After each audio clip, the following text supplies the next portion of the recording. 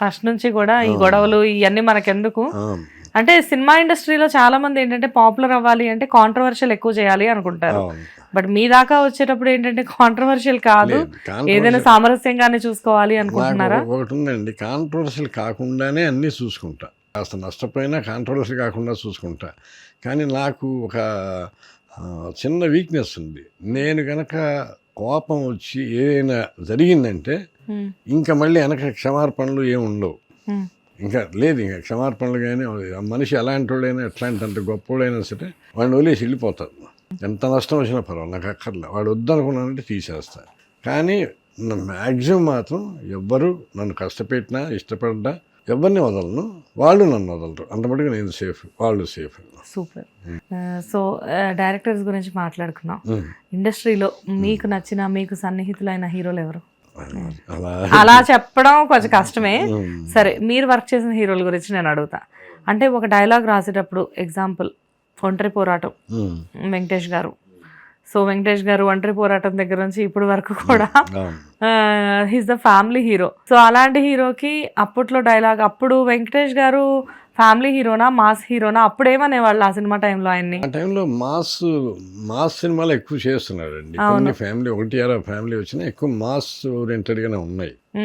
Total గా ఫ్యామిలీకి వచ్చేసి ఒక టైం తర్వాత ఆయన పెళ్లి చేసుకుందాం, ప్రేమించుకుందాం, పవిత్ర బంధం లాంటి సినిమాలు చేసి కంప్లీట్ గా ఫ్యామిలీ, అంటే ఆడవాళ్ళకి కొంతమందికి ఆ టైంలో చిరంజీవి గారు ఫేవరెట్ ఉండొచ్చు, బాలయ్యబాబు గారు ఫేవరెట్ ఉండొచ్చు, నాగార్జున గారు ఫేవరెట్ ఉండొచ్చు, కానీ డిఫాల్ట్ గా అందరికి వెంకటేష్ గారు ఫేవరెట్.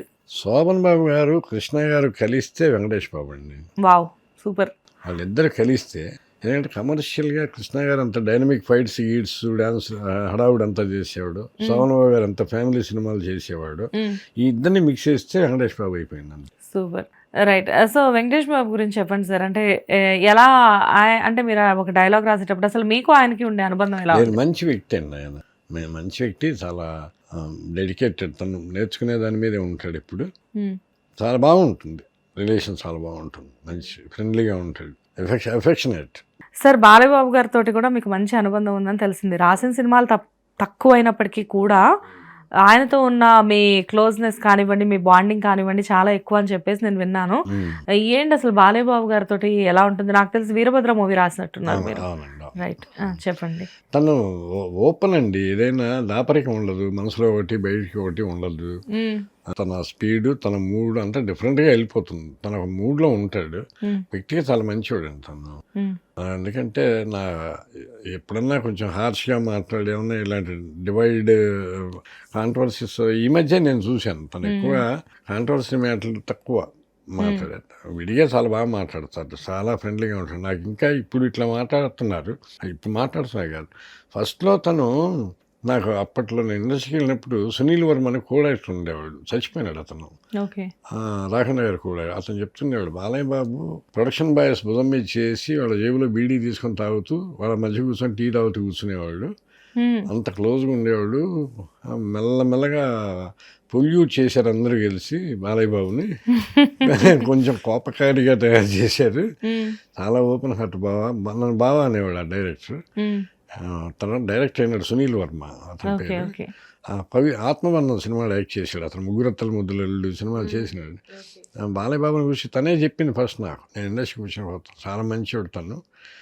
కొంచెం ఏమన్నా ఇరిటేషన్ రప్పిస్తే ఫైర్ అయిపోతాడు, అంతే తప్ప వేరే ఇదే ఉండదు అన్నాడు. అది నిజమేగా, ఇరిటేషన్ రప్పిస్తే మనం అడ్జస్ట్ అవుతాం, ఆయన ఇరిటేట్ అవుతాడు, అంతే తేడా. నాకు ఎందుకంటే అప్పుడప్పుడు ఈ మధ్య ఏదో కాంట్రవర్సీ కూడా ఏదో మాట్లాడాడు, అది తిని ఒకటి రెండు సందర్భాల్లో అదేదో ఆ టైమ్స్లో అలా జరుగుతాయి. మనం ఏం చేయలేము వాటికి, వాటి జోలికి. ఇంకా కాకపోతే ఒకటి మాత్రం ఆలోచించేదంటే, ఇప్పుడు బసవతారకం క్యాన్సర్ హాస్పిటల్ నడుపుతున్నాడు, దాని అడ్మినిస్ట్రేషన్ అద్భుతంగా ఉందని బయట చెప్తారు. తను అంత సిన్సియర్గా నడుపుతున్నాడు, మనం అర్థం చేసుకోవాలి.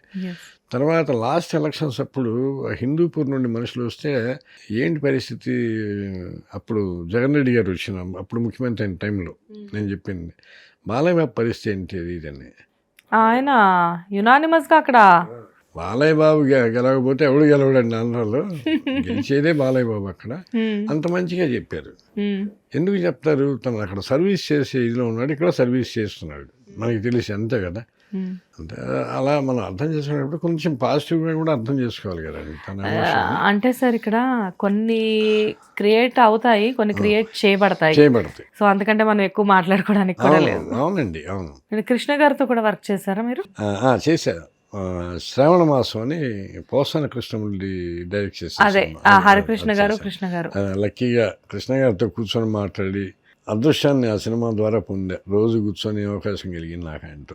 సినిమా అప్పట్లో ఏంటంటే పెద్దగా ఆడలేదు అనే టాక్ వచ్చింది, కానీ ఆ సినిమా వన్స్ టీవీల్లోకి రావడం మొదలుపెట్టిన తర్వాత ఇప్పటికీ కూడా శ్రావణ మాసం సినిమా అంటే ప్రతి ఒక్కళ్ళు చూస్తారు. అండ్ అందులో ఒక పాపులర్ సాంగ్ కూడా ఉంటుంది, తెలుగు వారి పెళ్ళి అని చెప్పేసి. ప్రతి పెళ్లిలో కూడా కంపల్సరీగా ఆ సాంగ్ ఉంటుంది. ఎస్, మెమరీ నాకు కృష్ణ గారితో సినిమా చేశాను అనేది రికార్డులో ఒకటి ఉందన్నమాట నాకు. అంటే కృష్ణ గారు, విజయ నిర్మల గారు ఇద్దరు ఉంటారు ఆ సినిమాలో. ఎలా అంటే అందులో ఉన్న కాస్టింగ్ అంతా చాలా మంచి కాస్టింగ్. అంటే కృష్ణ గారు, విజయ నిర్మల గారు, ఇటు ఆపోజిట్ లో హరికృష్ణ గారు, భానుప్రియ గారు, మంచి ఆర్టిస్టులు అందరూ కూడా. ఆల్మోస్ట్ వాళ్ళు ఇండస్ట్రీలో చాలా మంది అందులో కామెడియన్స్ అంతా ఉన్నారు. అవునవును, ప్రతి వాళ్ళు ఉన్నారు. అవును, అందులో వచ్చే వాళ్ళు త్రిమూర్తులని వాళ్ళందరూ కమెడియన్స్ మొత్తం అందరూ ఉంటారు కదా అందులో. గుర్తున్నాయి, నేనే మర్చిపోయినా త్రిమూర్తులని. అంటే నేను రీసెంట్ గా కూడా కాదు, ఒక 6-7 years బ్యాక్ చూసాను. అదేంటో సినిమా చూస్తే నాకు అట్లా క్యారెక్టర్స్ గుర్తుండిపోతాయి. సరే, సో అందులో డైలాగ్స్ మీరే కదా రాసింది మొత్తం. ఆ డైలాగ్స్ అన్ని భలే ఉంటాయి sir. Cat walk, rat walk, Bhanupriya గారితో. అండ్ ఇవన్నీ కూడా నాన్నగారండి అని హీరో కానివ్వండి, ఇదంతా కూడా. అండ్ కళ్యాణికి ఆ తెలంగాణ యాస అదంతా కూడా మొత్తం అంతా ఆ డైలాగ్స్ కూడా మొత్తం మీరే కదా. అంటే రాశాను, బెటర్మెంట్ ఆటోమేటిక్ అక్కడ జరిగిపోతుంటుంది. కొన్ని బెటర్మెంట్ మనం సలహాలు అడిగి తీసుకుంటాయి కొన్ని సమయాల్లో. మురళికి నేనే రాశాను, మురళి కూడా రాస్తాడు కదా. మురళి ఉన్నాయి, ఇద్దరు ఉన్నాయి కదా అక్కడ. అవునవును, తనకి సగం ఇద్దరు మంచి రైటర్స్. తన సినిమాకి నన్ను పెట్టుకున్నాడు, అది విషయం. అంటే అక్కడ ఆయన డైరెక్షన్ లో బిజీగా ఉన్నారుగా.